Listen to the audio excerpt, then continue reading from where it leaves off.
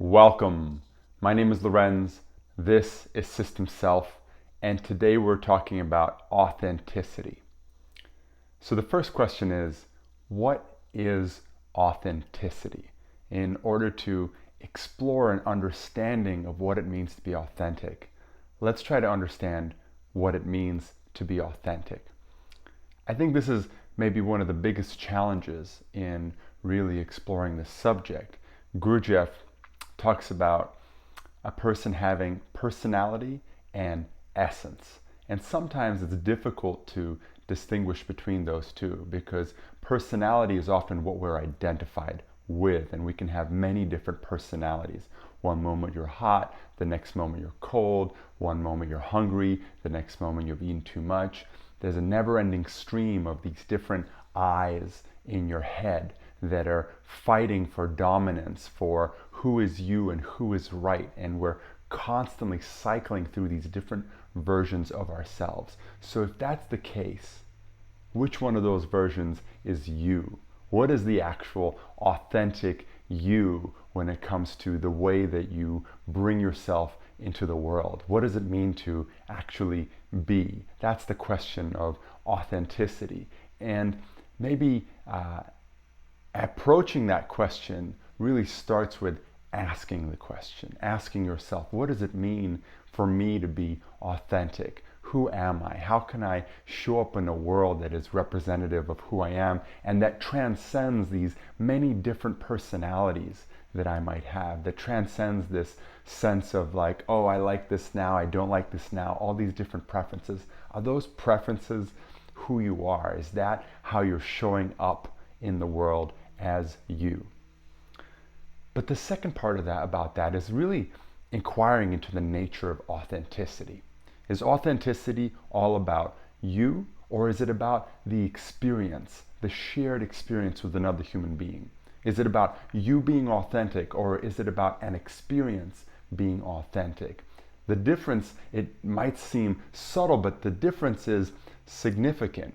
Because when you have an authentic experience, you take responsibility for the wholeness of that experience. Like, how is the other person experiencing this experience? And are you being authentic in that context? In the Landmark Forum, they talk a lot about authenticity and being inauthentic. And they frame it in a really powerful way, which is that being authentic starts with being authentic about how inauthentic you are. And think about this for a second.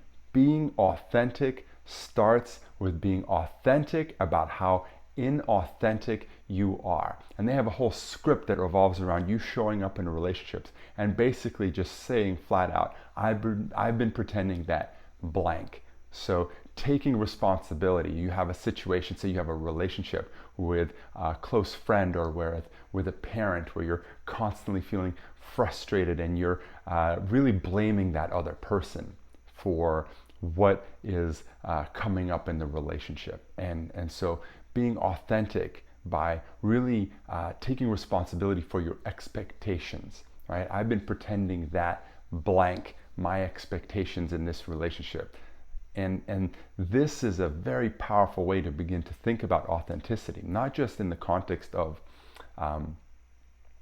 being authentic, who you really are, and really like fully expressing yourself. And oftentimes people think of self-expression as authenticity. And it's difficult to distinguish between the many layers of who that self is, right? This personality construct, which has so many different phases and different moods, and what's going on around me. That'll be me authentic at that moment. But if you think about that, is that you authentic in this moment, right? You reacting to what's going on around you, you being influenced by your environment. Is that the authentic you that's showing up? Because then where is that you? That you is in response to what's happening around you. Is that the you that you are? Now, you could say the you that you are is the experience that's happening at any given moment, and that might be closer to the truth. And in that case, are you taking responsibility for that experience? Are you taking responsibility for how you're showing up and being vulnerable about your true experience, about your true expectations and needs, because that's where the whole authenticity question begins to shift into a completely different paradigm, really recognizing that you set the precedent for authenticity in an interaction by being vulnerable, by showing up with an awareness of your needs and taking responsibility for those, and a willingness to show that, a courage to show that. This is a very powerful kind of authenticity that transcends just self-expression and the mood that I'm in right now, and goes to a deeper essence of the experience. This idea of the experience is my authenticity, how I'm showing up in this experience and how I'm holding space for other people to show up.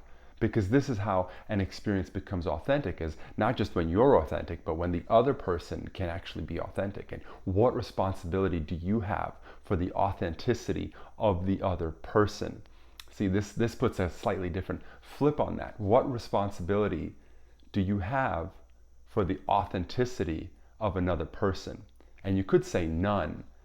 And that might be true as well, but then you could also say you have complete responsibility by nature of the way that you hold space, the way that you create space for another person to express themselves and be themselves around you without fear of judgment. And many times it's this judgment that really creates the difficulty in the authenticity. It's the judgment of ourselves, the fear of judgment that we have, and of course our own judgment that we either consciously or subconsciously project on other people. So, how do you begin to work with this? And one approach is really commitment and understanding what you're committed to, right? Because this is a way to really cut through all the BS. Like, what do you stand for? Do you understand that, right? And many people are committed to being right or committed to being seen in a particular way. It takes a lot of self-inquiry and self-awareness to begin to excavate that commitment, to begin to really refine and polish it, right? How are you showing up in the world? What are you committed to? Steve Jobs is infamous for his temper and the way that he tears people up in pursuit of excellence. But if you really look at Steve Jobs' trajectory and you look at what people who have worked closely with him say, he was committed to excellence, right? He didn't care what you thought about him. He didn't care what the world said about him. He was committed to one thing only: excellence. And he stood for that. He showed up for that. He made it clear that if you were working with him, that's what he demanded, and he created an environment that revolved around that excellence. And many people that worked with him, they delivered things that were impossible. They were forced out of their box of what was possible to create things that were impossible. And this is reflected in the way that so many people use Apple products today. These products are the output of this mindset, of this dedication to excellence. And so you could say this was Steve Jobs' commitment. His integrity was showing up to that commitment, regardless of how people felt about him, right? A willingness to yell at a person and tear them up for the sake of their excellence, for the sake of producing excellence. If you think about that on a very deep level, it's quite profound, because many times we're not willing to be that authentic. We're not willing to show up with that much intensity and integrity and honesty about our expectations, about what we need, and what taking full responsibility for what we want out of a situation, and really showing up with that integrity, right? So this is the authenticity as an equation of commitment and keeping your word, standing for your commitment, understanding what you stand for, and then standing for that, regardless of your mood, regardless of what your personality of the moment is telling you feels good or doesn't feel good. So when you have that moment of clarity, what you stand for and what you're willing to commit to, what you stand for, and then staying resolute to that, right? That begins to hold an authenticity with it. And particularly when you are working with other people and you are committed to that commitment and you make it clear to people in one way or another what your commitment is. This is where authenticity has a power to come through, particularly as a teacher, right? If you think of being a teacher, what are you committed to?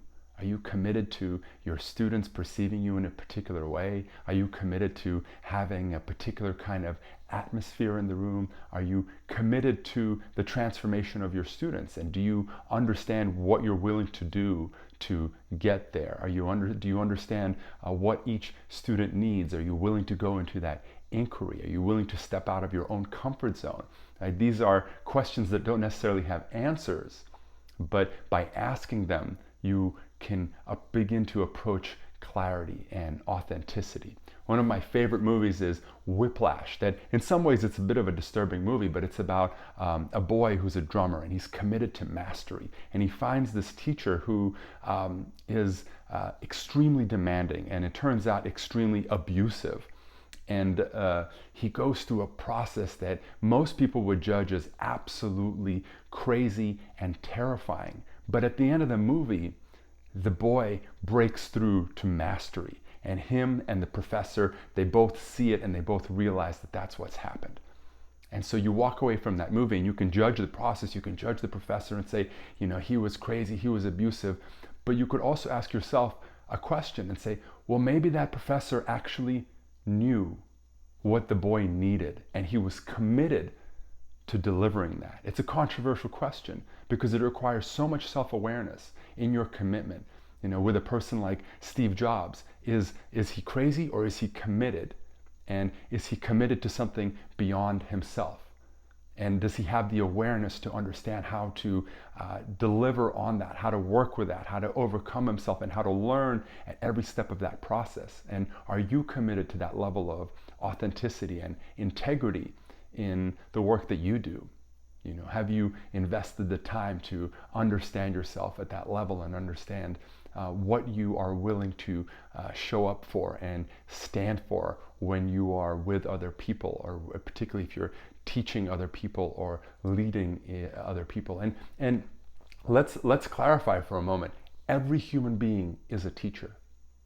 Every person is a teacher, because we teach each other through our behavior, through the way that we model what is okay and what isn't okay. We influence each other all the time. So whether we acknowledge it or not, every single person teaches by way of their being. And this is where authenticity is this profound expression of that teaching, of the way we show up, and bringing awareness to that clarity, to showing up the way that we are committed to, and then having integrity to keep our word about that, to constantly be willing to overcome ourselves, overcome all these different personalities that we might have. Because if you bring even a little bit of awareness, you'll recognize how minute to minute, hour to hour, day to day, there are these different expressions of who you are. And how do you begin to work with that to really understand authenticity? That's the inquiry that I leave you with today. Thank you so much for watching. This is System Self, and my commitment to you is subtle insights that deliver significant changes. If you enjoy this content, please subscribe to the channel, and I look forward to our conversations in the future. Much love.